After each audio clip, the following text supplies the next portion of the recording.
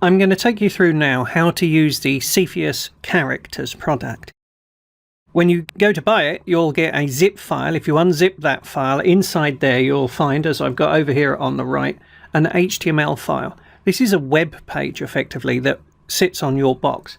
So what you can do is either double click on it, or, as I'm going to do here, just drag it into your browser and it opens up. This doesn't need connection to the web or anything. It's just using that page on your hard disk. So let me take you through the features you can see before you.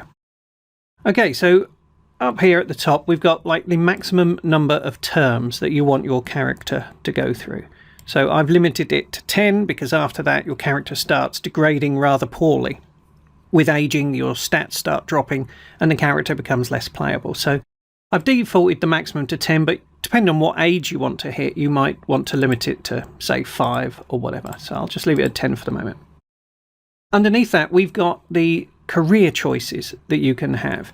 And I've got a couple of buttons here that you can use to select them. You can tick and untick every one.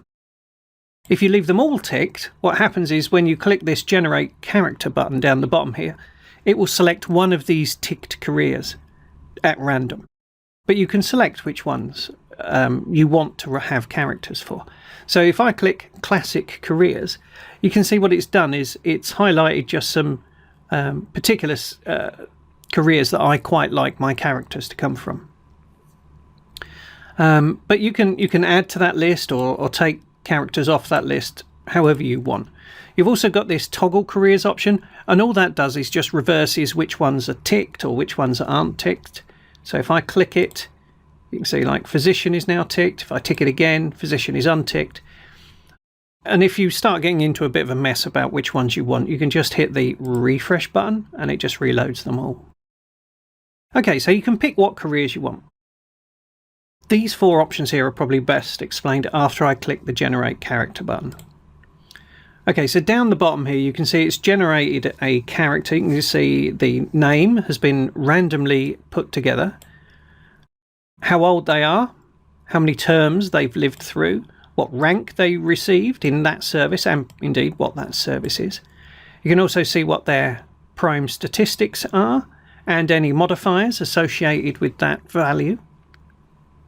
Underneath you can see what pension they've got, if anything, how many credits they've got in the bank as part of their leaving the service benefit, and any practical benefits they may have received. So in this case you can see this very lucky character received 3 research vessels. So this guy is going to be launching a fleet of research vessels. What a great character.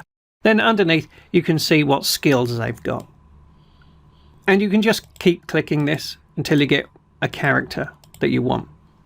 Now, you might not like the randomly generated name, so you can tick on Leave Name Blank, and instead you just get an underscore here, so you can write your own name in should you wish to.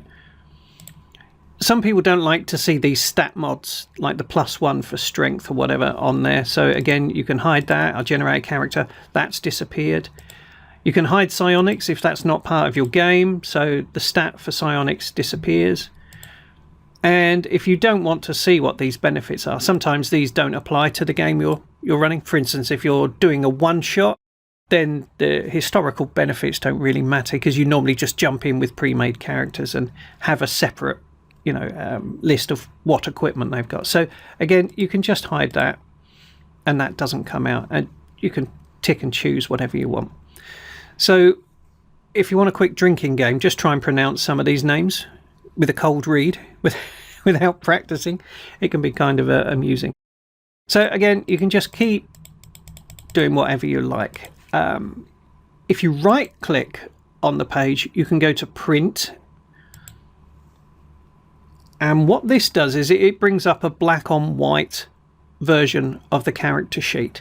So you're not going to waste lots of ink printing, as the screen is green on black. So you can see it's just a normal printout. Nothing particularly special there.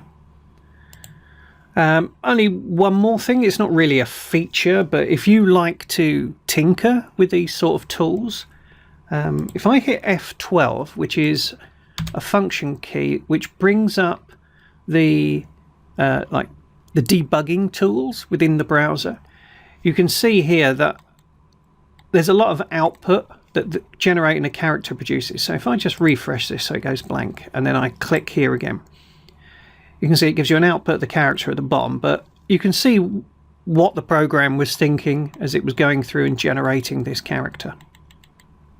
So if you know how to manipulate the code, you can dive in here and perhaps start changing that, and that should help you get there. But normal practice, you wouldn't use that. So I can just hit F12 to get rid of that again. Right, there you go. That's Cepheus Characters. Enjoy.